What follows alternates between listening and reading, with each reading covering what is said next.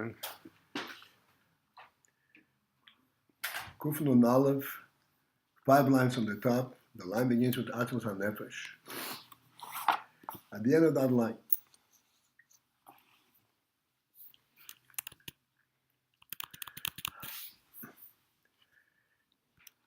the Rebbe explains that the Chitzonim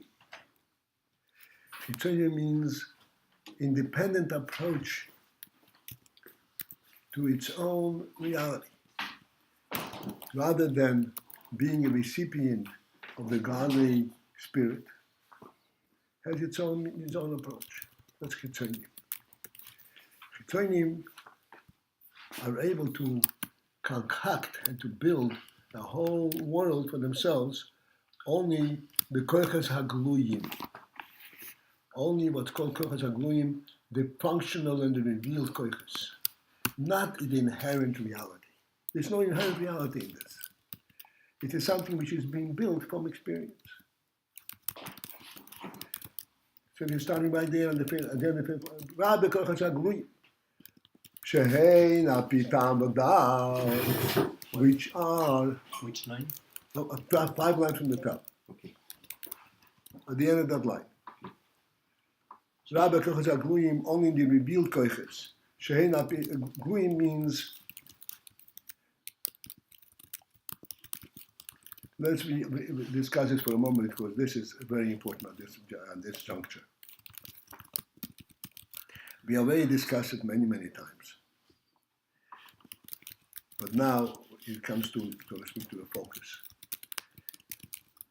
When you walk from place to place, there are 2 things that are taking place on 2 very different levels. When you walk, no matter how distant the walk is, you remain in a certain sense, in a very real sense, in the same place where you started from. You're still on earth, you're still in the same world, you're still in the same reality. You can't walk out of that. The entire walk is within the umbrella of this reality.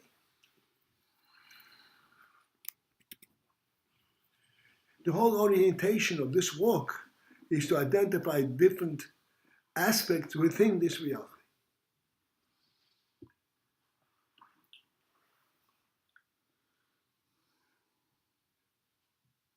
This identification, this recognition of this reality is not due to your identifying various places.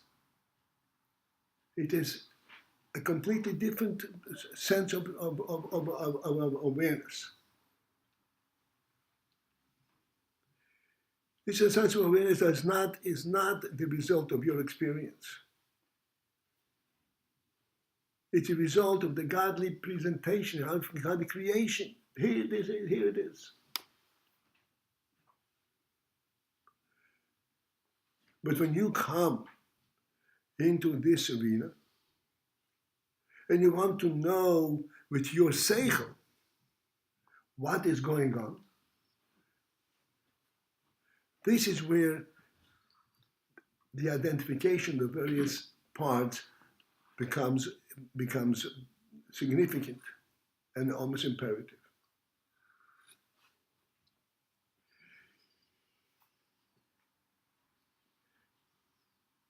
When we say that the distance from place A to place B is such and such, this distance at the very introduction of the concept of distance is how long will it take me to get there, and what are the means by which I can get there.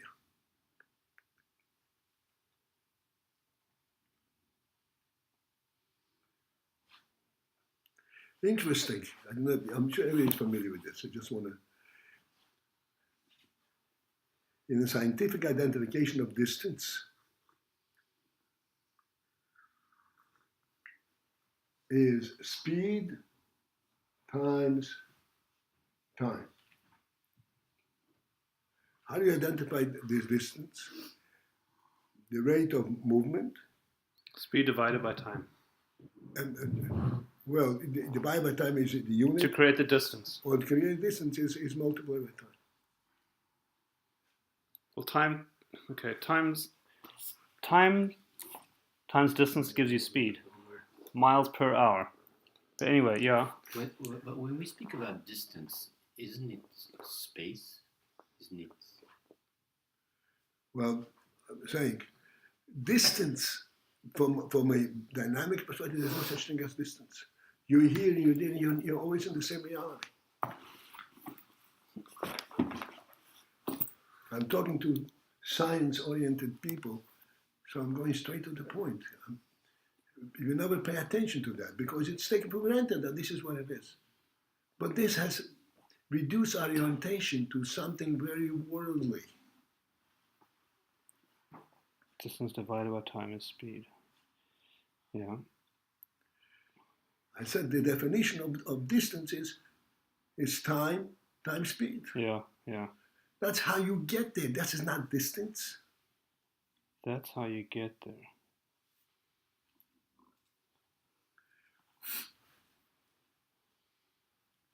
This is the perspective, the vantage point of human orientation. But this is a low level of human orientation. And the science field doesn't allow for any other orientation. This is knowable, this is measurable, this is the truth. Wait, our point is that there's another definition for distance, or distance does not really exist? Distance does not really exist. But because all is within one unified reality. Right. Shake it. But that's fine. But we do also, Lafite Torah, agree that within the overall landscape there are discrete entities. So there is a distance between two trees within the overall landscape. There is, and these two trees might be further or closer together than the lake is from. Okay. I guess we have to go there because we are science-oriented, and I want to get to the core of it. Yes, there's a distance between two trees. And what is the distance between two trees? That if one tree is planted here, one tree is planted here, let's say the different kilayim. If you plant two different seeds, a distance from each other, it's also, if it's a short distance, a long distance. Okay, perfect. This distance has nothing to do with reaching it. It is how they affect each other from their vantage point. Yeah, but it's a measure of relationships. They're closer or further. It's asur or mutar. It's not a measure of reaching up. It's effect. Okay. But I see you from my side of the table. Right. I see you. I don't see you via the distance between us. Right, but it does seem that while there is a level where distance is irrelevant or ceases to exist, volume, speed, distance these are Torah concepts that are acknowledged. The amount of wine, how fast you eat something. I mean, we deal with this stuff all the time. They're acknowledged only on a low level, the practical level. They're acknowledged not as realities. They're not acknowledged as the ingredients that's created. Again, they're not the ingredients. What? They're not the ingredients that created. Okay. They're a means for us to use it. Okay. And this is where the Chitzenim come in. The Chitzenim say that the reality is the means of which you can get there. That's his argument. And when you allow this to take hold, then you're into a different world.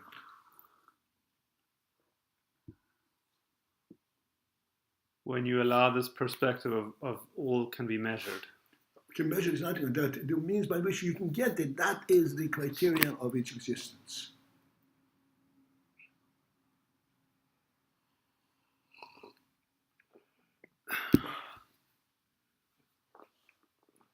When the Friedrich came to America, he identified various nuances in the American orientation. And he was so spoke about it. He says, there's an expression in America, how much is he worth?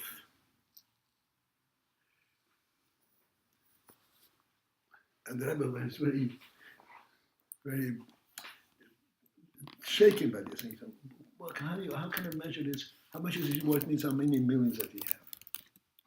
Is that a criterion for a human being? Huh. Clearly not. And we're saying so too by the measurement of the earth. Everything. If you view the world, the truth, that this is a divine creation, the first, you can talk in terms of building things in the world and so on, but that doesn't define its reality, its truth. Interesting.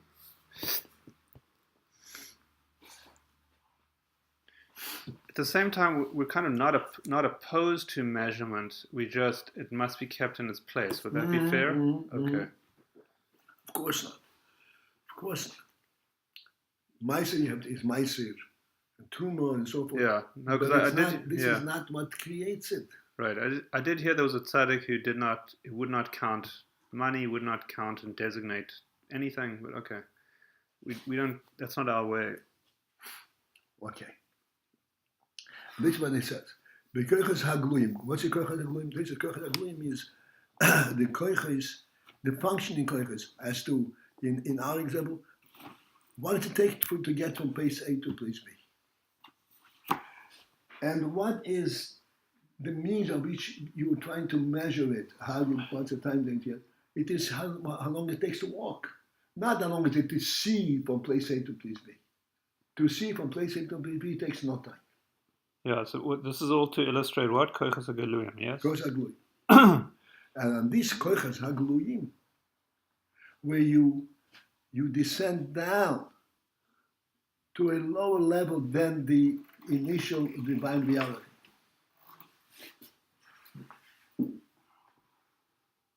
I want to talk about this for a moment.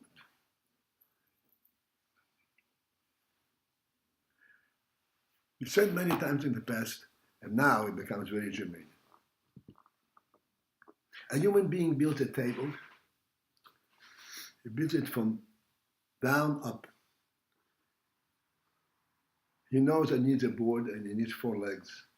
He prepares the 4 legs first individually and the board individually, and then he finds a means to attach them, and then it becomes a table. He cannot build a table directly building a table. I'm building a leg, and I'm building a board, and I'm attaching, and then it will result in a table. This is true in all human activities. Building a house, anything. Writing a sefer. It is by means of writing letters. And these letters, afterwards, represent words, and the words represent sentences, and then paragraphs, and then chapters, and then a book. Contrast that to the Meibishten's presentation. Meibishten does create things piecemeal. He creates the entire reality from its reality perspective. When he created a human being, he didn't create a human being by creating a leg and a hand. He created a human being. The whole reality of what a human being is. That's God's presentation.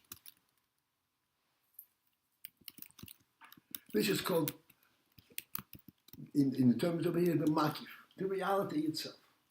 What was the concept that is being represented? And he creates a concept directly. Human being does not have that capability at all.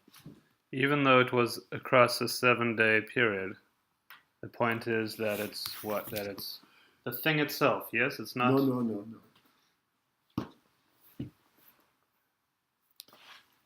Very good point. Yes, the Rebbe created the world in 7 days, and a 7-day period. And the world is subdivided into 7 days. And that's the world, this cycle is 7 days and so forth. And then there's 365 days and so forth. That is, in order to present the world, that each should be able to relate to itself.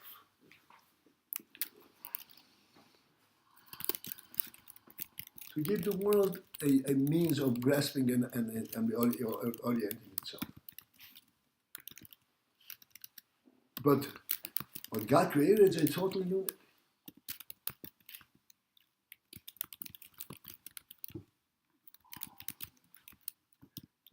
As if to say all in one glance, all in one exactly. stroke, yeah? The entire reality of it. A week is a week, not a conglomeration of 7 days. A month is a month. A year is a year. And Shemitah is a Shemitah. A year is a year.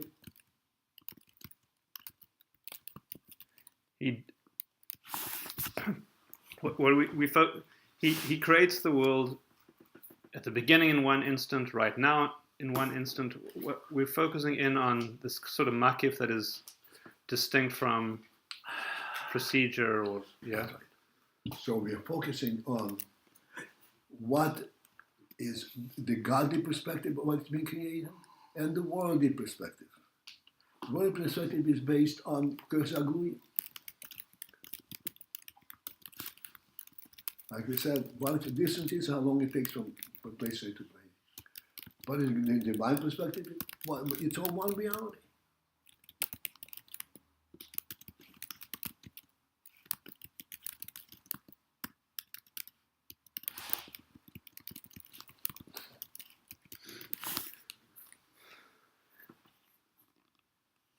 The Yetzer Hara relates only to the worldly level of things. Koches HaGluyim. How do you get there? How long does it take? And how do you build this? And how do you accumulate $1 million?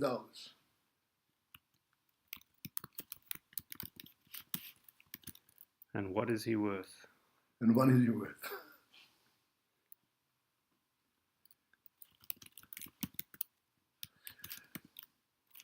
Okay, let's continue. This is the 5th line, at the end of the 5th line from the top on page $1. Rag bekoches hagluyim shehein al pi tam bodaos.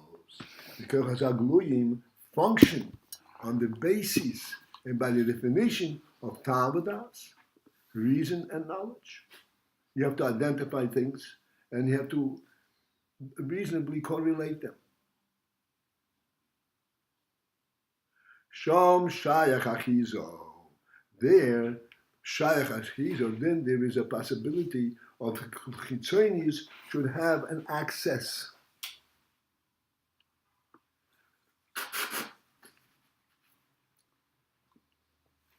Chitzonis should have an access.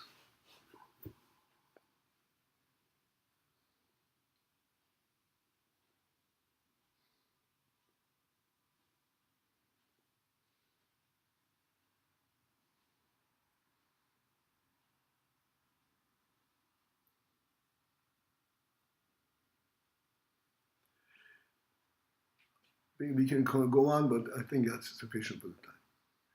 Now we're going to the 6th line, a little bit into the beginning. This is where the really important things come up. However, zehi hoavedo shal pitam das.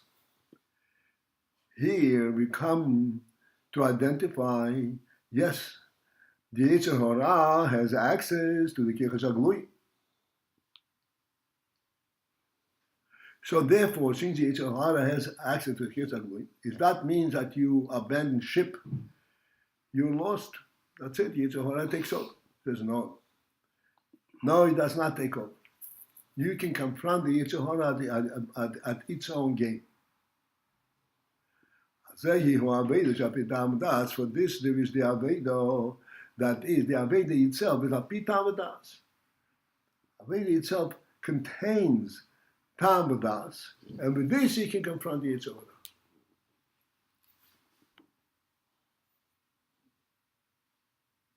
And what is ultimately the gain from this? To confront the Yetzer Hara at its game, apitam v'das.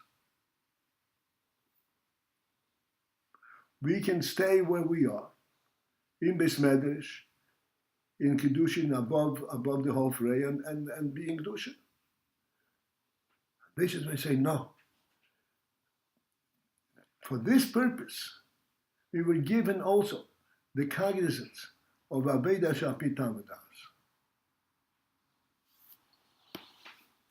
And what is the ultimately the purpose? And the reason for that is, this is lasa is habirur b'nefesh habahamis. It is to affect the birur in the nefesh habahamis. To affect the birur, birur means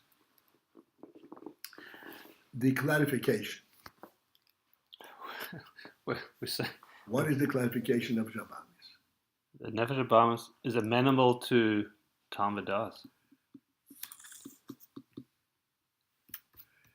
As much of the Tam V'das as you present the Nefesh Habahamis, it all goes into the same basic, its own orientation. Look, I'm an expert in mathematics. I know quantum mathematics.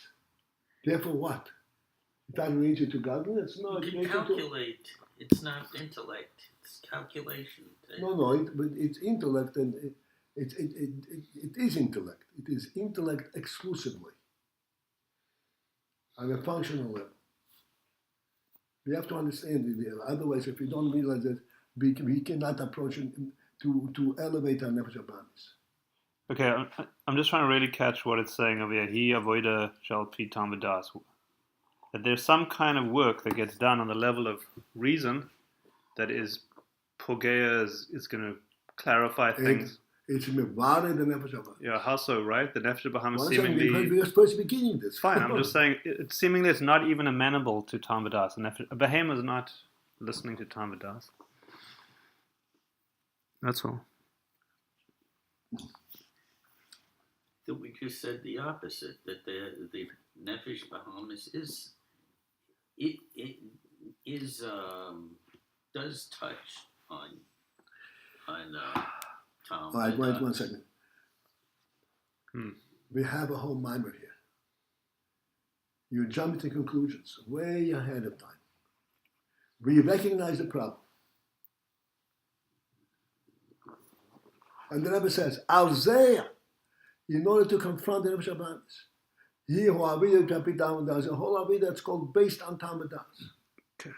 Lasos, in order to affect a bead with the Nefesh Habahamis, to give the Nefesh Habahamis a clarity within its own view orientation. And what happens as a result of that? Let me just bring it here, otherwise because we're jumping the gun. What happens as a result of the birur is that you identify all the various details, things that the Nefesh Habahamis can clearly relate to. And then you show him and make him recognize that all of these things are really divinely created.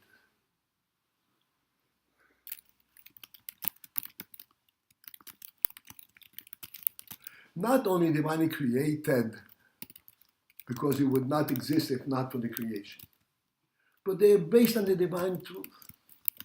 Take away the divine reality, they cease to exist.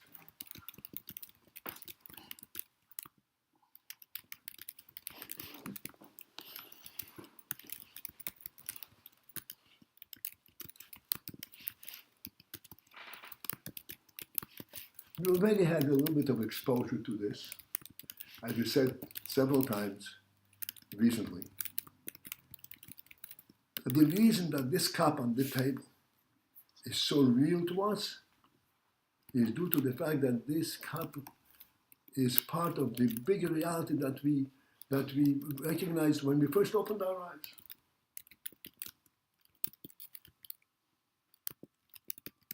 Nothing to do with the cup on the table.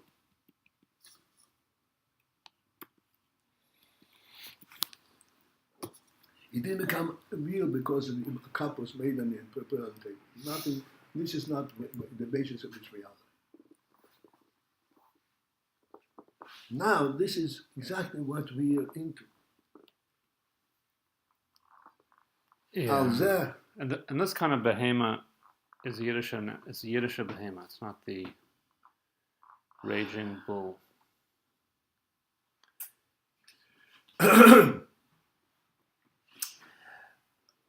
Okay, if you insist, it's like this.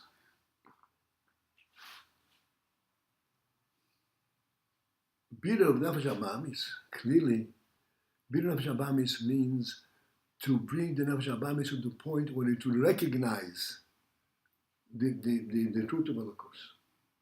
For that, it has to be what's called a human in Nefesh Abamis. Right. More the focus on Nefesh HaSichli almost. Well, it's through the Nefesh HaSichli that you have access to it. Yeah. 1 second.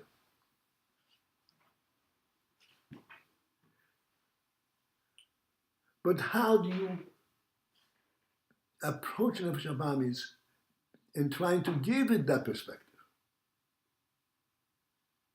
You cannot approach it from that perspective to begin with because it's still a behemoth. Like you insist, a behemoth is a behemoth is a behemoth. You have to approach it from its behemoth perspective.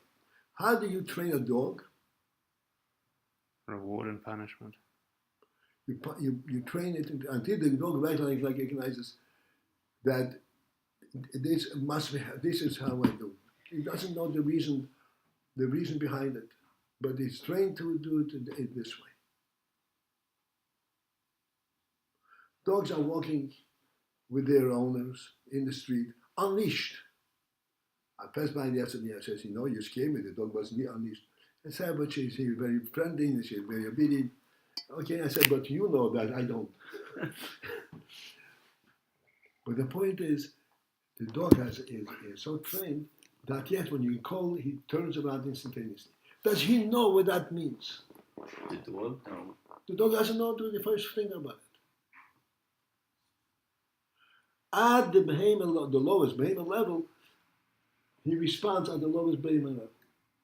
He is called, he knows he has to turn around. Does not know the general orientation in this phenomenon.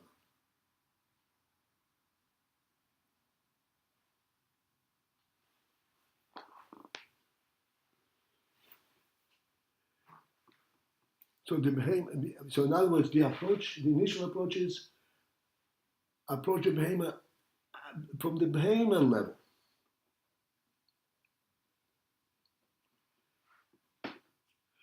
Ultimately, yes, we approach it from the behemoth level. But once you control the behemoth at the behemoth level, then you can be mevared the behemoth so the behemoth would get to know what it's doing.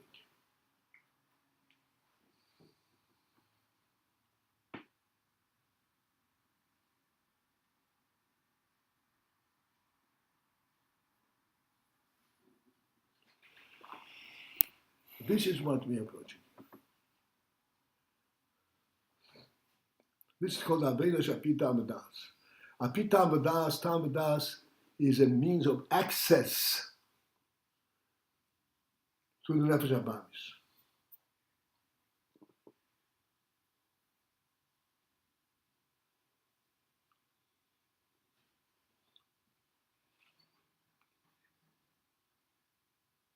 The Nefesh Abamis too appreciates eating from at the table, with the food in front of you, with all the comforts that come with a spoon and fork, and in a organized manner.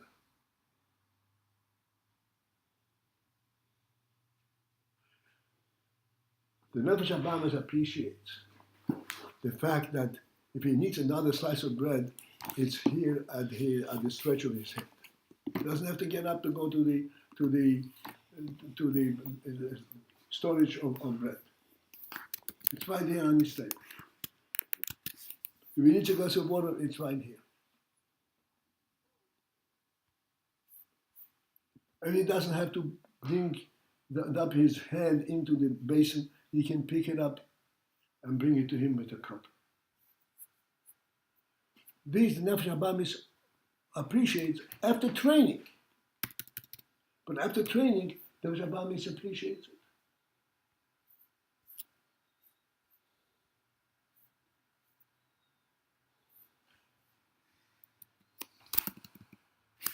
This is the first approach of Avodah Pitam V'Tas. You want a drink of water? You don't have to jump into the lake. Scoop it up with a cup.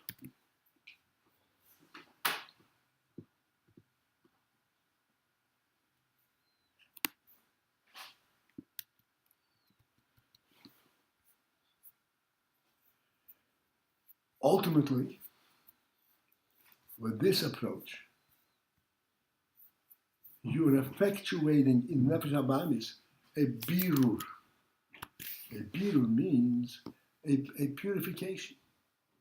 Let's explain what that means. Birur, purification, a clarification. What is the difference between jumping into the lake or scooping up a cup of water? Jumping into the lake, you're not identifying what you're looking for. Just jumping into the source. Scooping up with a cup, you identified that you need a drink.